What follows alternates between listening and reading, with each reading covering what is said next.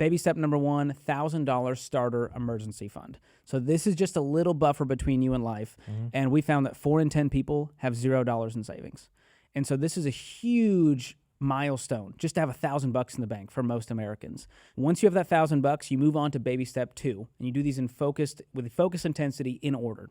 Could I raise a point of contention right there? Because I was on Caleb Hammer's thing where he does like saw a this financial clip. audit, yes, and he said that Dave claims, or he's proud that he hasn't changed his philosophy in like 30 some years or something like that. And Caleb said, if I hadn't changed my philosophy in 30 some years, that's not something I would necessarily be proud of. And this was directly related to that step, $1,000 emergency fund, which over time, especially with inflation, has become a lot less valuable. No. Was it $1,000 30 years ago? Versus that?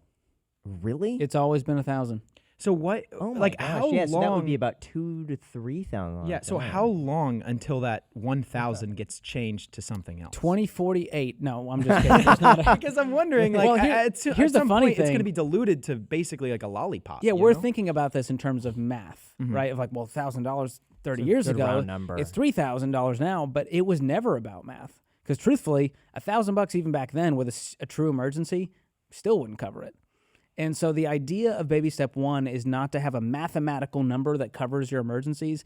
It's to light a fire under you to actually attack the debt. Because if we said, hey, it's $5,000 for baby step 1, most people are going to fall off the wagon. Now, you guys are sharp guys. Yeah. You would knock that out. For most people that we talk to, that's a big struggle. They need a quick win. And the second thing it does is it actually does cover all of the ankle biter emergencies. Like when you think about a lot of the emergencies in your life, it's not necessarily the HVAC and the $5,000 car repair.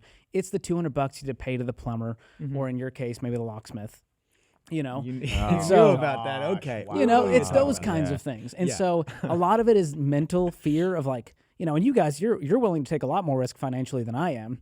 And so the $1,000, the fact that scares you, but you're so willing to take risks in other places, there's just a mental hurdle to get past where you go, I'm going to get $1,000 and I'm going to follow this proven plan because it works. And that's the wild part is it feels like it's not enough. And yet millions of people do it and they go, oh, I survived. I made it. Sure. That's actually really And interesting. it's not a long-term thing because remember, baby step 2, when we tell people to get out of debt, on average, it takes people 18 to 24 months to get out of all consumer debt. Huh.